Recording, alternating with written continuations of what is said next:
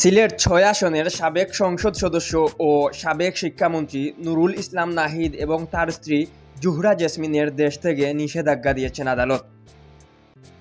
সোমবার ১৭ ফেব্রুয়ারি ঢাকা মহানগর সিনিয়র জ্যেষ্ঠ বিশেষ জজ মোহাম্মদ জাকির হোসেন গালিব এ আদেশ দেন।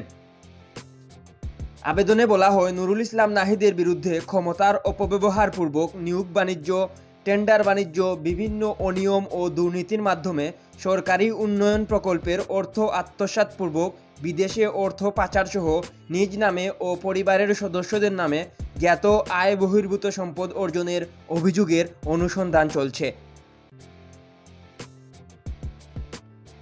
নুরুল ইসলাম নাহিদ এবং তার স্ত্রী জুহরা জেসমিন দেশ ছেড়ে বিদেশে পলায়ন করতে পারেন মর্মে বিশ্বস্ত সূত্রে জানা গেছে। অভিযোগের সুষ্ঠু অনুসন্ধানের স্বার্থে তাদের বিদেশ গমন রহিত করা প্রয়োজন। এম কে তুহিন, আধুনিক ডেস্ক।